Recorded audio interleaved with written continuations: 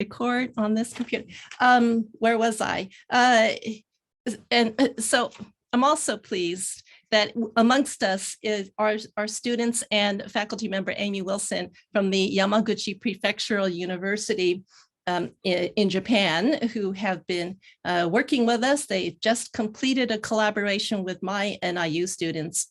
I welcome all of you registrants as well from places as far away as Osaka University, from across the US, and then also even from right next door in Chicago. This is a wonderful tribute to Laura Kina's achievements and her importance in the fields of art, critical ethnic studies, and global Asian studies.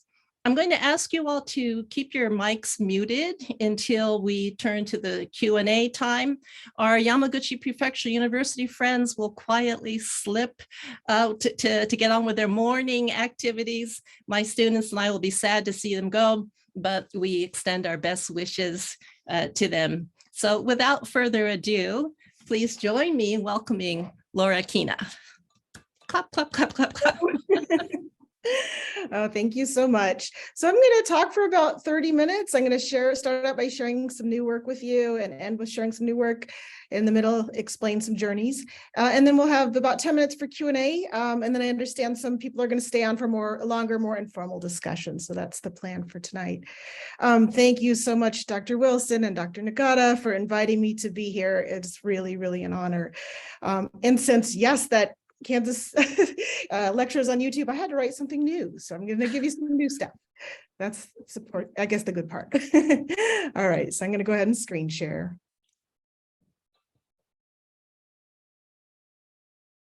All right, so yes, you can find out more about my work on my website or follow me on Instagram. So I am going to virtually invite you into my studio. This is what it looked like earlier this week. I have a new studio in Mana Contemporary. I'm going to start off by sharing with you some new work that I'm making about surviving breast cancer and coming out during the pandemic. Fun times. So let's make sure I can screen share. In June 2020, I was diagnosed with stage 1 invasive ductal carcinoma. And because of the pathology of my cancer, which was a rare 1% case, being negative in estrogen, slightly positive for progesterone, and negative for HR2/neu, I had a 52% reoccurrence rate when we did a test on the tumor. I was treated like a triple negative case. And I underwent chemotherapy, dose-dense AC, and followed by weekly paclitaxel. I had a lumpectomy, radiation, and I'm currently on 5 years of hormone therapy. So this is kind of what my world looked like for much of the pandemic in bed. I should give a trigger warning for my skin complexion here. But between becoming disabled and losing my hair from chemo, and having a lot of time to lay in bed and think, I realized that I've always been queer. And in my sickness, I gave myself permission to be excused from, expected gender presentation. And I grew comfortable with long hours of illness and stillness. And that allowed me to view the world sideways and catch glimpses of the person that I knew I was at age 13, but I had since dismissed because of compulsory heterosexuality, because I didn't feel gay enough. And I was somewhere in between that I didn't have the words for at that time. So back at age 13 in 1987, I couldn't tell you that today I feel like a demi-pan, femboy, tomboy dyke, but this might change tomorrow, and that's okay. So cancer and the pandemic made me realize that life is really short. It's never too late. And I could see a road forward in the pages of Audre Lorde's 1980 breast cancer diaries, or Leah Lakshmi Pyapsna Samarasina's 2018 care work, Dreaming Disability Justice. I didn't need to wait for a relationship to prove what I already knew. And I knew I had to make some major and very painful changes in my personal life. So for me, art and identity share something in common. They're simultaneously a process of becoming and unbecoming. And so that's how I want to frame my talk tonight and why I titled this A Life in Between. So I'm showing you some work in progress. It's for a new show that will open up in March 26, 2023 at the Riverside Arts Center. For those of you in Illinois, that's in Riverside, Illinois, just straight west of Oak Park in Chicago. These are works on paper. Each one is on Stonehenge paper, acrylic, and mixed media. They're each 22 by 30 inches. And on the left side, on the top, there's this raging Shisa lion getting really angry. And the bottom in red, there's the word obese, and it's kind of hard to read, but it's sort of oozing out everywhere. And this piece is, I'm titling it preliminarily Cancer Call and Response. So on one side it says obese, and the other side the word dense shows up. There's a panel that says we tried to help you, and rotten. And then on the other side there's the word care, and I've painted the C and the A, R, and E are all performing mutual help for each other. C is supporting the A, the R, and the E, and the other letters are supporting the C. So kind of an idea of what care should be. It says on the top, men need visual stimulation. There's googly eyes. And then in the responses, cancer, capitalism. There's a panel that says cold, difficult, distant, and a response that says trauma. And there's a, you let yourself go. But then I put a little tassel like that you wear. Anyway, and then the response to that is queer. But queer has a little, bedazzled stuff going on, and it's so exhausted that it's drinking an avocado bubble tea. And in the upper right hand corner there is a abstract version of invasive ductal carcinoma. It's not completely medically accurate, but it's my artistic rendition on what that looks like. So as Dr. Nagata mentioned at the beginning, I'm Yonsei, and that means fourth generation, mixed race Uchianchu. And the word Uchianchu means that I'm a descendant of Okinawa's main island of Okinawa, and I'm an American artist. I was born in Riverside, California, and I grew up in Paulsbo, Washington, on Suquamish and Port Gamble, Sklallam Native American territory. This is a picture from this past summer when I got to see my family for the first time since the pandemic. It was a wonderful, wonderful reunion. My father is Okinawan from Hawaii, and my mother is Spanish Basque Euro-American from Kingston, Washington. I love this old photo of them from 1968. They're looking good. They're still looking good. I'm the oldest of four. I did have a sister who had Down syndrome that passed away shortly after this photo was taken. I love this silly old photo because my hair is ridiculous. It is so 80s. And I miss my sister. So I like to show this funny self-portrait when we were all family portrait when we were all together.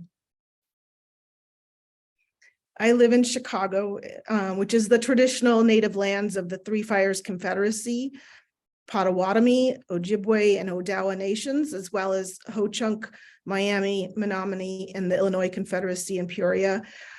Chicago is home to over 100 different Native American tribal nations. And in Chicago, I am part of the Japanese American community. So in many of my works, I invoke my ancestors and their immigrant past as a way to contextualize my position as an Asian American. This is a double portrait of my great-grandma, Makoto Mahira, who died during the Battle of Okinawa during World War II.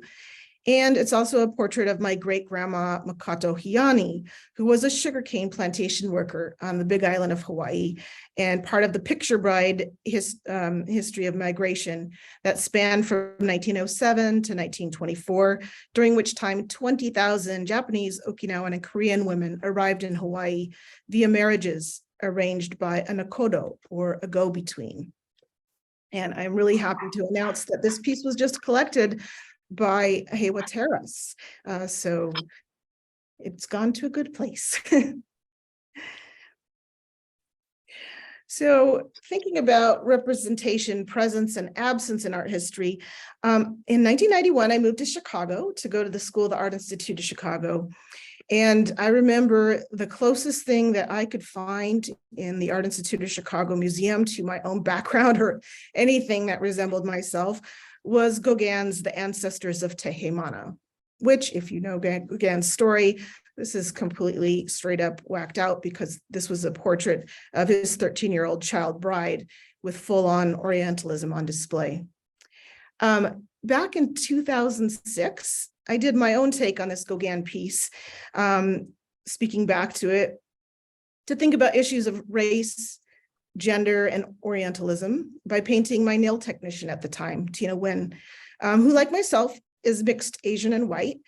But although we share racial similarities, our socioeconomic and ethnic backgrounds, immigration, and perhaps citizenship stories are very different.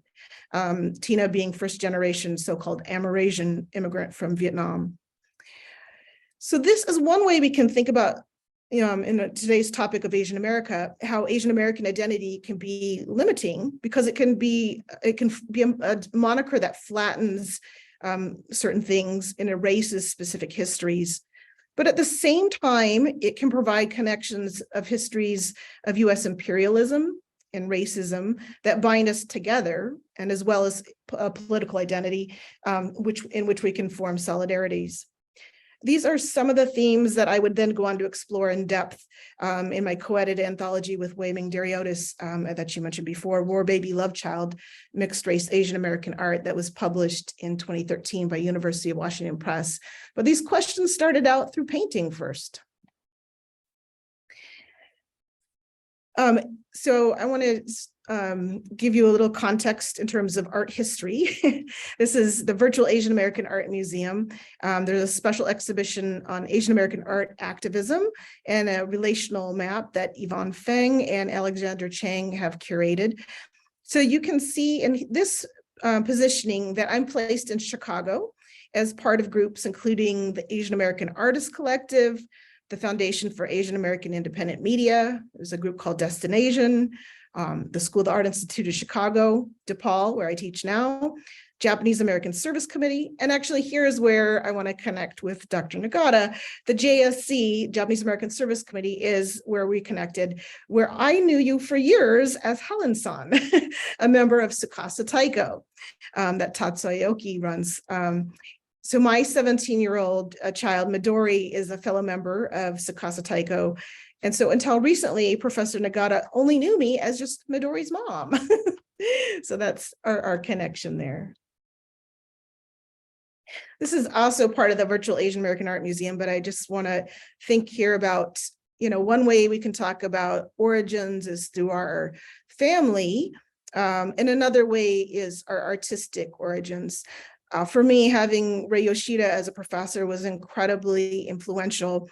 This is from the exhibition here on extraordinary values. One thing that he taught many of his students is the difference between looking and seeing, and to look beyond the art world, bringing your interest into the studio, and also collecting. So I remember he used to encourage us to go to Maxwell Street and get things and collage materials and just sort of accumulating things that would then show up in our work. So thinking beyond the limits of the art world. Michiko Itatani was also incredibly influential. This is, she was part of Name Gallery back in the 70s. And one of the lessons that she taught me was about sort of DIY. Don't expect someone to come and find you, if build the world you want to see. So artists organizing, certainly the work ethic of being a painter, and is really, really important for me to have a role model who's incredibly ambitious, an amazing, fierce Asian American female painter. She has a solo exhibition up right now at Wrightwood 365, which you should definitely go see. And then in my MFA work, I got to study at UIC with the renowned African American painter Carrie James Marshall and Chicago Imagist painters Phyllis Bramson. Also Julia Fish and Susan Suntzman, I have to give them a shout out. They weren't not my direct advisors, but they're two Chicago painters who taught me how to teach. And I love that, Susan Suntzman keeps in touch with me on social media, and it's just really encouraging. And Michiko does as well. After many, many years to have that connection, it's really a privilege. So returning here now to my own work, in 2018, I returned to the style that I used when I showed you the piece of portrait of Tina Nguyen, to create a series of portraits of Asian American women, non-binary and trans friends, in response to the news of the time. The Trump era more generally, and specifically the Brett Kavanaugh Supreme Court hearing, which even as it was happening, myself and many people were worried about the future of Roe v. Wade. So this is a portrait of an LA-based multimedia artist and chef, amazing chef, Aaron O'Brien, who was a queer mixed-race Vietnamese Irish artist. And when I showed them this portrait, they shared, their response was, I feel that it's important to show the vulnerable and crumbly parts of ourself, knowing that the strong parts of ourself are in the background. So you can see up in the top right-hand corner, there's their Sugar Rebels performance alter ego looking very fierce and revolutionary. And in the foreground, Aaron is watching the Brett Kavanaugh Supreme Court hearing, drinking coffee out of a unicorn mug and just sort of looking a little like, ugh. So this piece was inspired by the work of Yasuo Kuniyoshi, a Japanese born American modernist who rose to prominence beginning in the 1920s during the interwar period. And although he was a WPA artist, immigration laws at the time prevented him from becoming a citizen. I'm going to just show you one more piece from this particular series called Daily News that was commissioned by Topic magazine. This is a Chicago-based Korean-American artist, Aram Han Cifuentes. It's in her studio working on one of her protest banner lending library pieces. And at the time, she was not a citizen. And so this project was a way that she could safely engage with political dissent. And the piece that this is referencing, you might recognize some of the formal elements here, is Kuniyoshi's self-portrait as a photographer. And again, the series takes its name from this particular piece he did called Daily News.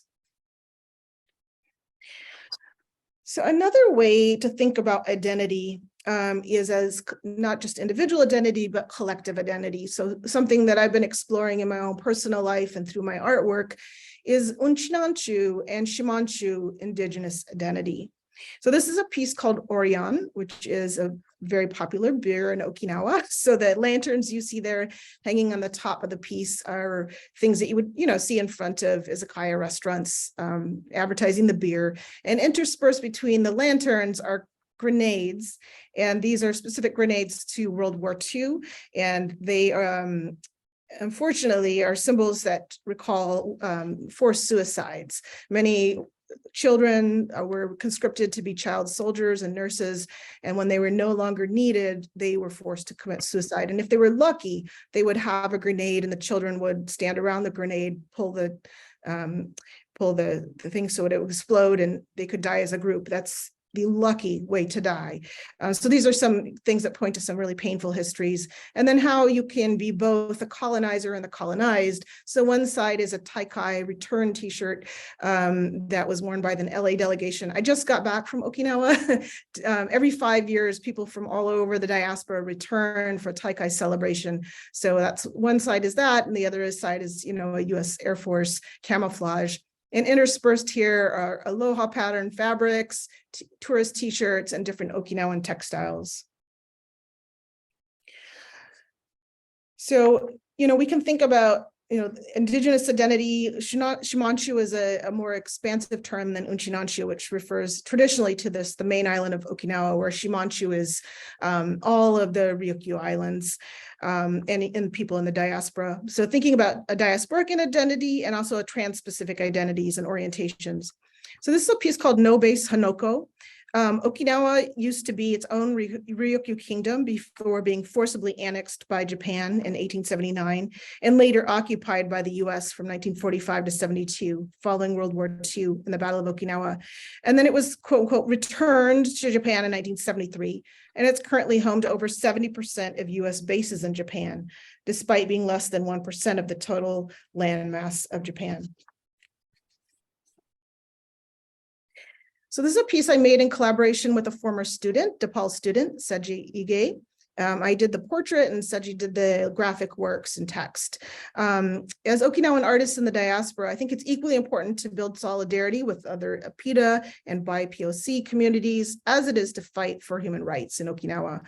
So right now, some of the issues that Okinawan activists are seeking to have is that the Japanese government honor United Nations recommendations to recognize people of the Ryukyus as indigenous and guarantee our rights, correct human rights violations such as stolen ancestral remains, and the fight against the ongoing expansion of bases and large-scale ecological environmental damage, including endangering the habitat of the dugong, noise pollution from aircrafts, water contamination leaked from US military facilities, so many issues, many of them around Hinoko specifically, plans to take soil from the south of Itoman that has remains of the dead and bringing that to fill in the base. So there's a lot of issues people are protesting against. This is a piece called Hajichi, and I was really pleased that right now this is on view at the Okinawa Prefectural Art Museum in Naha. And on this piece here, you see my hands, and I painted little different kinds of Hajichi patterns on those, and I'll explain what those are in a minute. But this particular series, Uchianchu, it's about my own identity, but also seeing where I fit with others. I asked people who are my friends and in the community to send me t-shirts that represented their identity. So part of this quilt incorporates a t-shirt from another Okinawan artist, Denise Uehara, and it says, "Our bodies, our choices, our rights."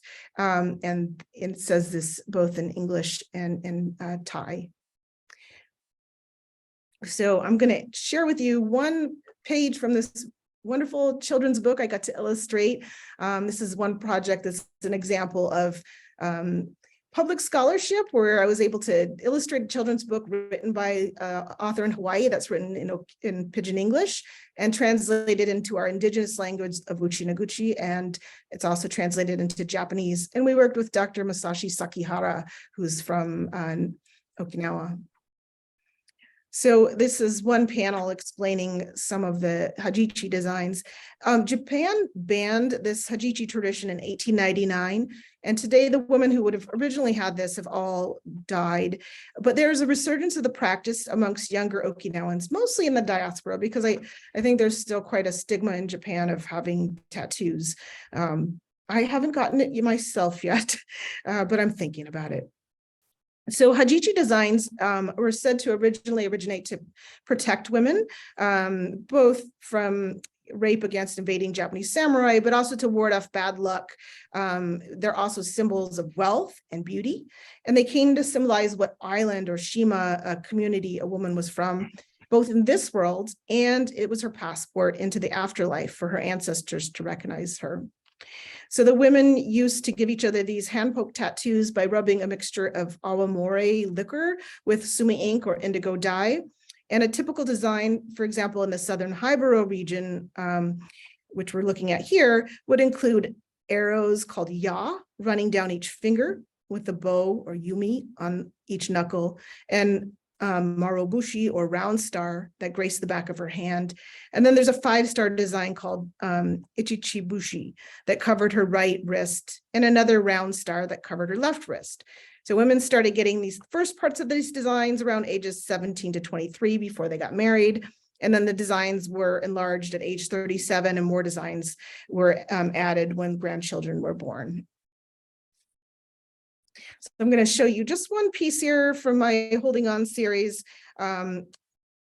And this piece here, I was thinking about the prop roots of giant banyan trees and how they hold on to rocks and how the younger branches prop up the older branches and find new routes. We're looking at a giant banyan tree over 150 years old that's in the Valley of Gangala, and it's growing up inside of a limestone cave, and it's kind of pushed through the roof there, and you see an ancient tomb at the base there.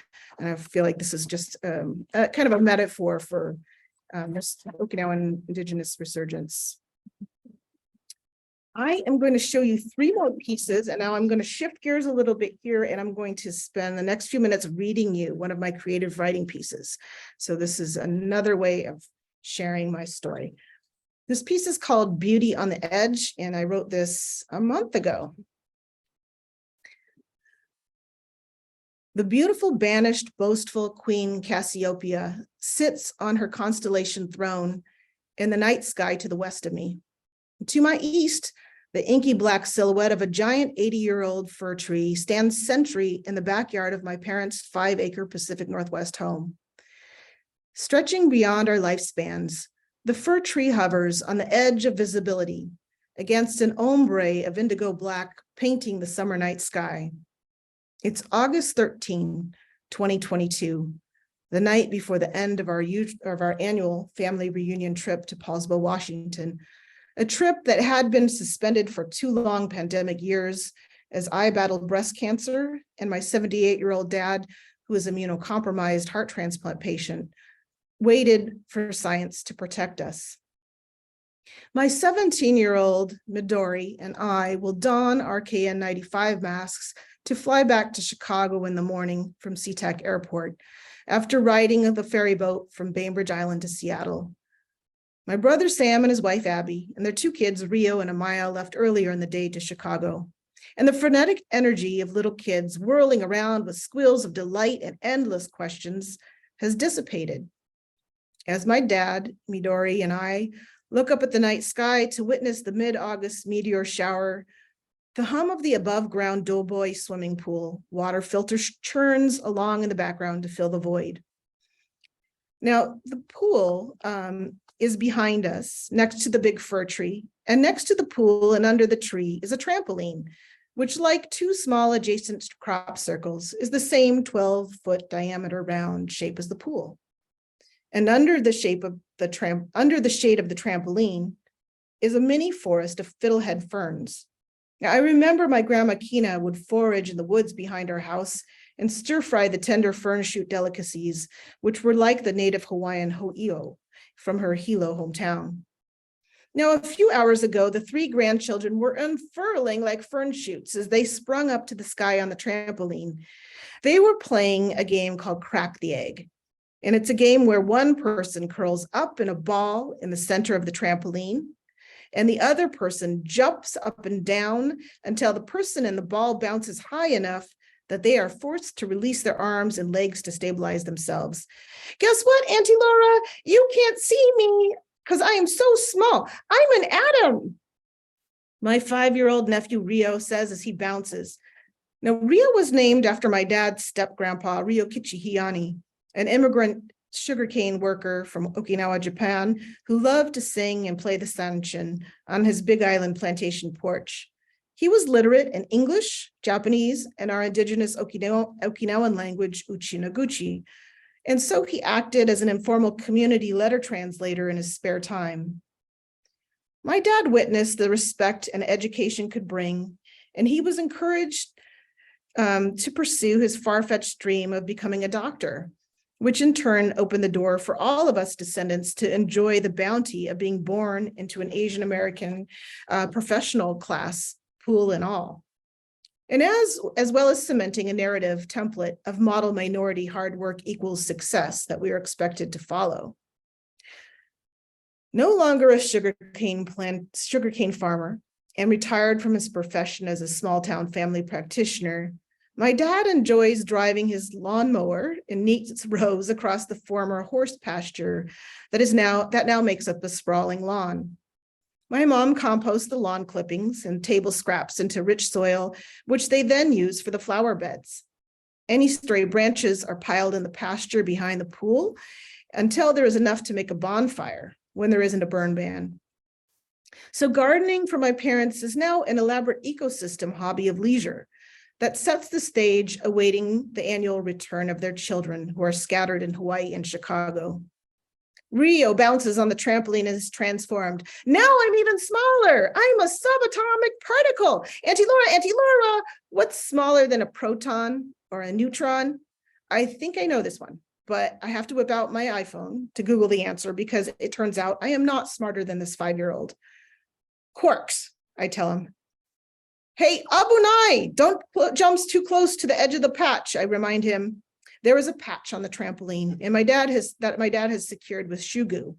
Now, if you look closely, many of the repairs around the house and property are secured with shugu and duct tape, testimony to the family ethos of hard labor, repair, and making do.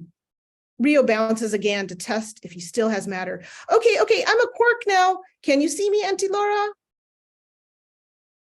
Standing in the darkness, I think about this conversation with Rio and the beauty of how we take up space, our energies continuing to impact each other beyond our time on this planet.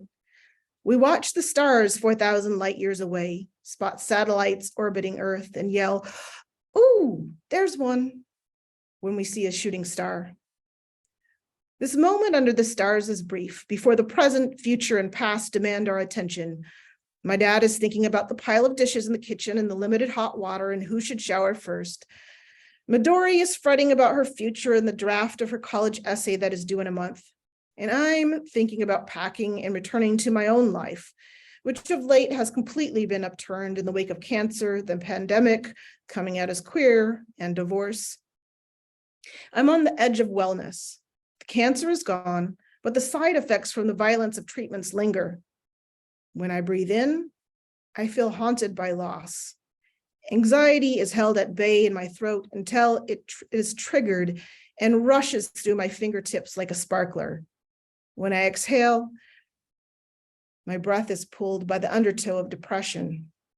It's been 6 years since my dad's heart transplant at UCLA, and we are now in uncharted territory as the sarcoidosis in his connective tissue is creeping into his donor heart, which came with its own problems of a clogged artery. He had resigned himself to accepting death when his old heart was failing. Besides his eagerness to meet the Lord and reunite with our deceased sister Allison, who had Down syndrome and died of heart failure, one of the many arguments why we should allow him to die naturally was his concern about the carbon footprint a transplant would make. Only in Seattle, right? But us children were not ready to let go. Bring out the shugu, duct tape. This can be fixed. We insisted he do everything medically possible to carry on so he could meet his unborn grandson that would be Rio. And as grateful as I am that we are still alive, thanks in large part to having top of the line insurance, a privilege that everyone should have access to. I can't shake the feeling that it wasn't supposed to turn out like this. We played by the rules, and instead of winning, I'm exhausted and broken. I'm searching for some redemptive lesson from my tribulations, but I can't seem to orient myself long enough to get any sense of perspective. I ground myself in the present as the embers of our fire pit begin to hiss out. The orange glow in the core of the charred logs lures us to linger in this moment and roast another marshmallow nightcap s'more. Will I live as long as the fir tree in my parents' backyard? I try to peer into the future, but it's too dark to see now, but I know she's out there. Thank you.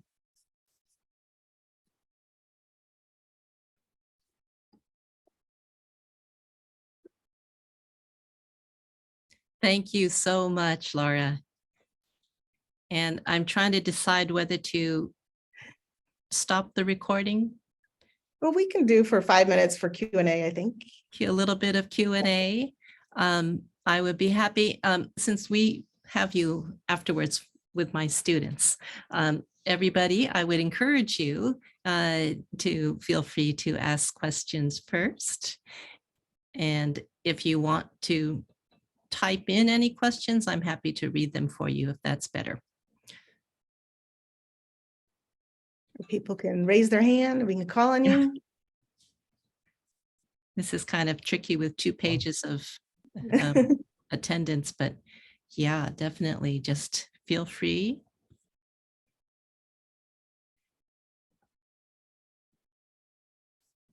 I do have a message from Professor Wilson. This was fantastic. Thank you. She thanks you very much.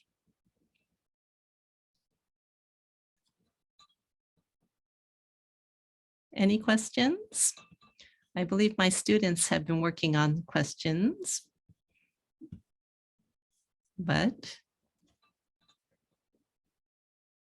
are they mustering up? There's someone with their hand up, James. Oh, Yeah, great. go ahead. Go ahead, James. Sorry about that. My microphone was off. I just wanted to ask if you could give one piece of advice to artists out there, what would it be?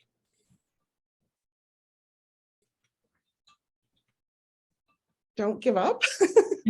I've been an artist my whole life. I think many times people think, oh, if you can't make money doing this, you should stop. But you have to just keep doing it. It's however you make your money is one thing, but to just keep doing it. For me, it's been really important to have community. So I'm not just making work in isolation. As a painter, much of my practice is making work on my own, but having a community that I'm constantly in conversation with helps me produce new work and pushes me to places I wouldn't go normally. Thank you. Whatever community you can find, I think that's important. All right, thank you so much. And is this Gagik? Yes, this is Gagik. My colleague. We were listening together. I have a question in regard about relationship of the identity and the memory, because obviously identity cannot be defined without memory. It's an important component of that. My question is that memory in itself, it's very unstable condition, changing, fading, and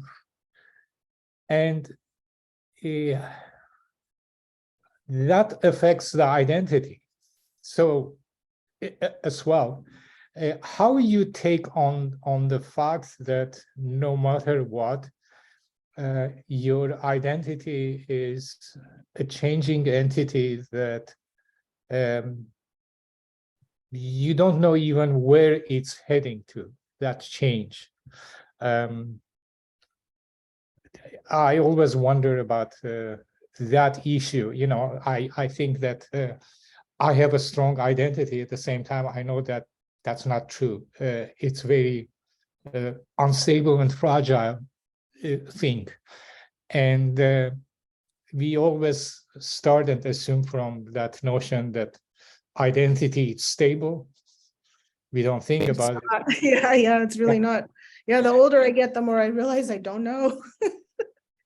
So I wonder how what's your take on that aspect, that your identity is Well, all of us change. Our life events change us. The more we learn about things, the things we forget.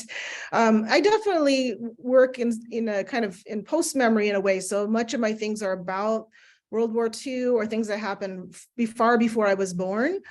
So those are not my own memories, but those are memories that I'm attaching to through stories, oral history, photography, and as I learn more about my culture that's been erased, it's helping form a certain identity. And then, I grew up Christian and had converted to Judaism. So those are identity changes. And there's things I didn't expect to change that have changed. So I don't know. It's just life. Yeah, but there's always more art where we can make about it, right? Yeah. Thank you. But some of the things too, also about trauma as well, that's unfortunately things I've had to learn about and how that affects our memory. I think there's Stuart Gaffney, you have your hand up. Yes. Hey, Laura, first of all, this is amazing. You're in the last piece you read, you sort of questioned whether you feel like you're winning. And I just want to affirm, not only are you winning, you're a total winner, but I think you've won all our hearts today. I mean, this was just a really, really lovely way to spend time with you. I wanted to follow on the last question, which sort of was about memory and identity. And I noticed that you kind of hold, in a sense, maybe equally an interest in your past and in your ancestors and your heritage. the history that's been erased, like you've just mentioned. But maybe that's only matched by your bravery for evolving and creating and recreating yourself, and of course, survival. So I was just sort of curious if you yourself instinctively feel more rooted in the past or more rooted in your evolving future, and how maybe that informs your work, or maybe the tension between those two. I feel like Rio on the trampoline up in the air. Yeah. Maybe it's also being middle-aged and the pandemic and all these things. I feel in between, going back and forth between time and space. And Stuart, it actually was really influential. You've been really influential in my life. My colleague, Wei-Ming Dariotis, and I interviewed Stuart for our book, War Baby Love Child.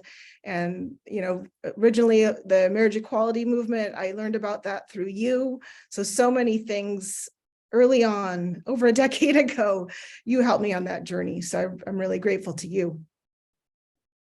And marriage equality just passed the Senate today, so we've come a long way, baby. It's great to see you. Christine Ano, Sarah Page. Christine, you want to go?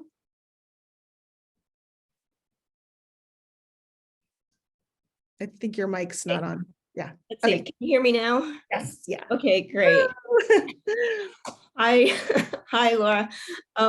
I just want to say thank you. This was an amazing artist talk. I also want to just kind of point out to anybody who doesn't know this, that Laura is an extremely generous person. Somebody who is a important member of the arts community, and just kind of just exemplifies the way artists should be, just very generous towards other artists, towards other people, very open with her work, as you can all see. And I wanted to say thank you for being so brave with your work. It's really a gift to everybody else. And I wanted to ask you, with all the different, very personal aspects that you touch upon in your work, what is your process when you are working on something? Do you start in a sketchbook? Are you writing? How do you come about deciding on how you're going to present an artwork? Yeah, it's kind of probably different every time. So the new work that I've been making all through my cancer journey, I was doing creative writing, and it just started originally posting on Facebook to tell people my story. And then I'm like, I don't want to do it like everybody else. So like my first announcement that I had breast cancer was a letter to my breast saying, I regret to inform you we have cancer. And then when people kept asking, like, how did you find it? What's this going on? I'm like, let me do a fake like New York Times Magazine interview with myself. And at the same time, I was really aware as I was getting sick that I'm suddenly a new consumer and there's new products to buy. So I was like, what are you wearing? What are you listening to? These sorts of things as a sort of critique. So that helped me. And I was taking photos just with my phone the whole time. And now that it's the crisis is over, I'm in the studio and I'm using art, honestly, kind of as a therapeutic thing. So I'm trying right now to unlearn what I've, sometimes there's a writing part of my brain, and then there's a part of my brain where I need my hands to think, and the alchemy that happens in the studio. And just like, let your materials get out there, you're working in there that day, and then just go make stuff, and then you can edit it out later. So I'm doing works on paper right now, so I can go very quickly and not have to second guess myself. When I do works oil on canvas, sometimes it's a different sort of process. So it all depends. I also really pay attention to my dreams and intuitions, or things that I don't understand yet. Honestly, when I started out with my friend Jan Christian Bernabe writing Korean contemporary Asian American art, I'm like, what the hell am I doing? But I felt such a need for that. And it ended, actually, Stuart, at the end of our book with the War Baby Love Child book, I started thinking about homonormativity and what was this critique against sort of marriage equality from other parts of the LGBTQIA community, saying, but what about mental health things? What about homelessness? What about all these other issues? It's not like marriage equality and then we're done and we've achieved something, right? So because I was starting to think about those things and I was thinking about mixed race issues and how all of a sudden it's got consumed so easily into neoliberalism, I'm like, wait a minute. And I feel like I'm constantly in a process of unlearning things, not staying in one place. Yeah. That's a long way of answering that. But the artwork is part of the understanding. I don't know what I'm doing ahead of time. Thank you. Sarah? Kind of going along with it, what you just talked about, you had said that you're kind of using art as a form of therapy. And when it comes to that, is you're tackling such personal topics. And I feel like as an artist, a lot of people do that. A lot of artists do that. And I just wanted to know, does it feel to you like, is it exhausting to continuously tackle such personal things? Or is it kind of a relief to get it out and in front of you and really make it a visual thing rather than a feeling? Right. So I don't always use art as therapy. I'm doing that right now because I did actually experience trauma and have been wrestling with PTSD, doing loads of therapy. So in addition to, all kinds of therapy, art has been really helpful for me. And I try to think about it. Why do I have this compulsion to write? And I think it's about writing yourself into existence when you're afraid you're going to die and the I may no longer exist. And you have to fall in love with yourself and insist that you exist and that you're here. So I think that's why writing was so, so important. And then I've been really angry about some things that happened to me and I'm rageful and I needed to put that rage somewhere in a work and I need to move past that, come to closure on some things, but I got to deal with it. So painting there is a language that's great for rage, right? So different mediums work wonderful for different things. So it has been helpful. And then when I can externalize it, then it's no longer going in my head over and over and over again and debilitating me from moving on in my life. So I can say, yeah, I did go through that valley, that journey. I'm not there now. It was real. This is what it was like. It's like a picture album of this happened to me. But I'm not in that space anymore because I don't want to stay in that space. So that has been really helpful.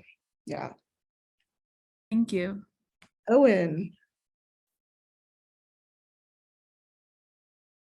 Hi, I just wanted to ask, as an Asian American artist myself, and as somebody who has had a lot of experience with identity, what would you say was probably something you took from I guess your Asian heritage and culture and applied into your artwork that you feel is strictly unique to yourself, compared to others and other colleagues in your field?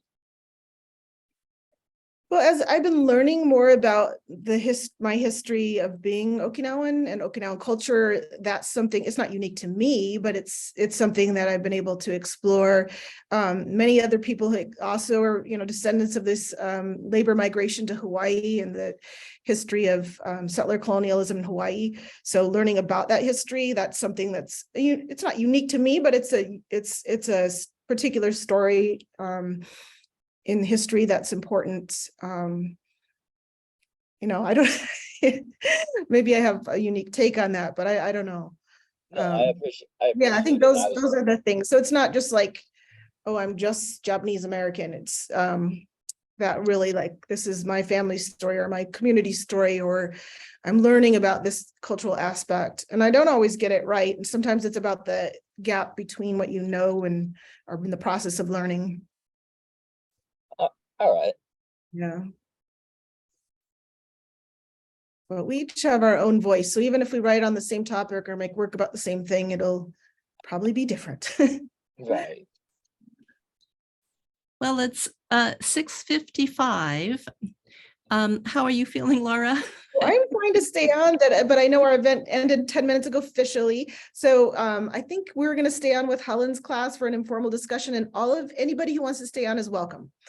Yes, I especially now knowing there are so many artists in the room, please do feel free to join us. Would you like to take a little break though, 5-minute break, and then? I'm okay, but we You're we okay? can turn off the recording so that people can ask candid questions, and Mhm. it won't show up on YouTube. Okay, so I will turn off the recording.